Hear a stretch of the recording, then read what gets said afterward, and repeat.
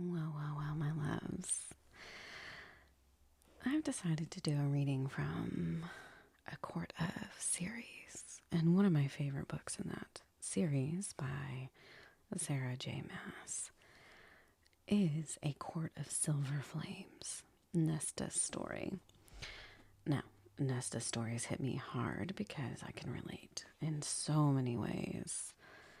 So I figured I'd do some readings from this particular book. Now, don't worry. If you have not read these series, I'm not going to spoil anything for you. That's no fun. So sit back, relax, and enjoy the listen. The 7th level of the library was unnerving. Standing at the stone railing on level 6, clutching a book to be shelved, Nesta stared into the darkness mere feet from her, so thick that it hovered like a fog, veiling the levels below.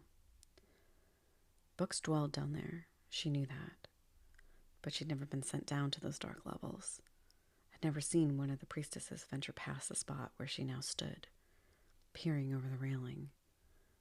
Ahead of her, the darkness beckoned down the ramp, like it was an entry into some dark pit of hell. Hybern's twin ravens were dead. Did their blood stain the ground below?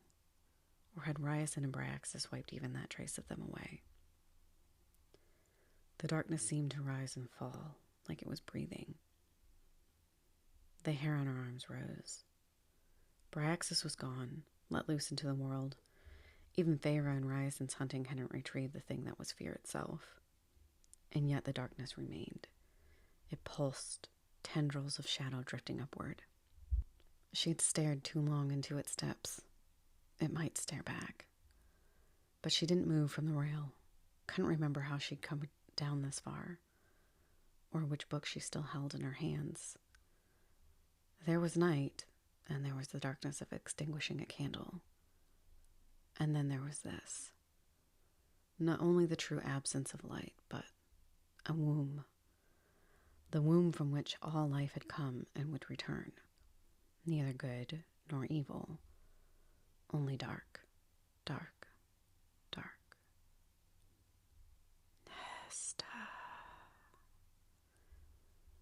Her name drifted to her as if rising from the depths of some black ocean. Nesta. It slid along her bones, her blood. She had to pull back, pull away. The darkness pulsed, beckoning. Nesta. She whirled, nearly dropping the book over the edge. Gwyn was standing there, eyeing her. What are you doing? Heart thundering, Nesta twisted toward the darkness. But it was only that. Murky darkness, through which she could now barely make out the sub-levels beneath, as if the thick, impenetrable black had vanished.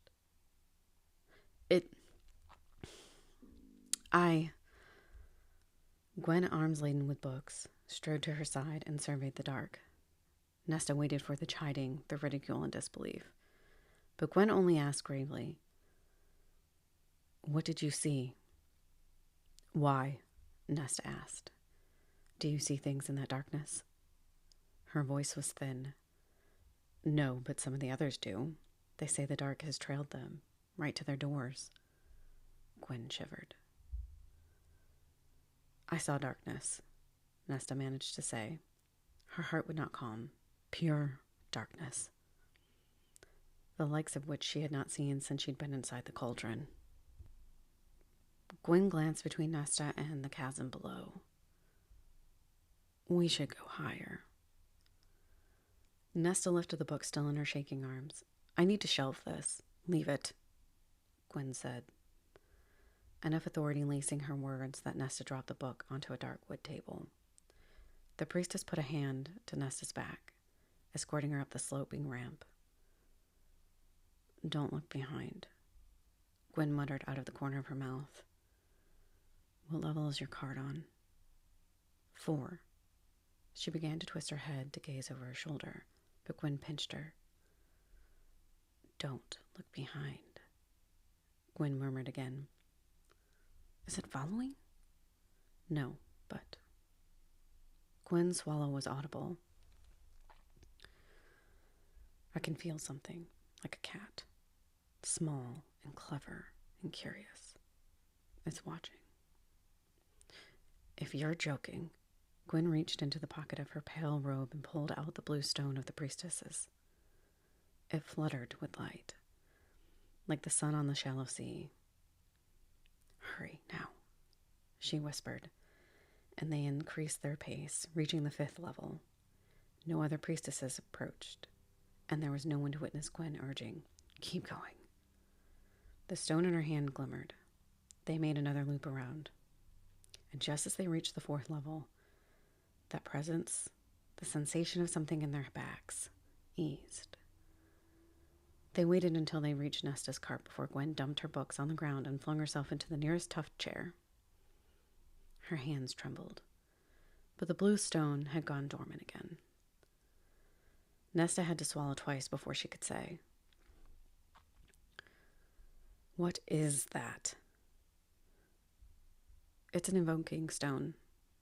Gwyn unfurled her fingers, revealing the gem within her hand. Similar to the siphons of the Illyrians, except that the power of the mother flows through it. We cannot use it for harm, only healing and protection. It was shielding us.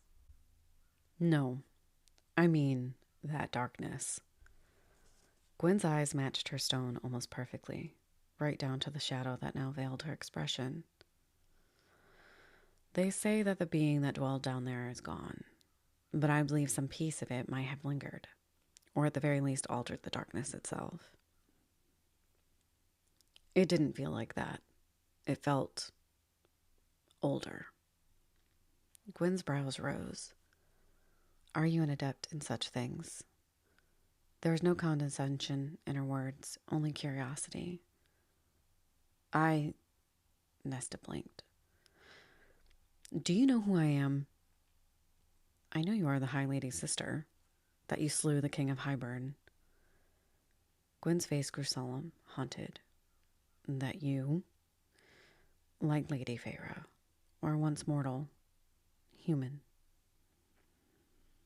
"I was made by the cauldron, at the King of Hybern's order." Gwyn traced her fingers over the smooth dome of the evoking stone. It rippled with light at the touch. "I didn't know such a thing was possible. My other sister, Elaine, we were forced into the cauldron and turned High Fae." Nesta swallowed again. "It imparted some of itself on me." Gwyn considered the railing, the open drop into the darkness beyond it. "Like calls to like." "Yes." Gwyn shook her head, hair swaying. "Well, perhaps don't go down to level 6 again. It's my job to shelve the books. Make it known to Clotho, and she'll ensure the books are given to others. It seems cowardly. I don't wish to learn what might come crawling out of that darkness if you, Cauldron Maid, fear it. Especially if it's drawn to you." Nesta sank into the chair beside Gwyn's.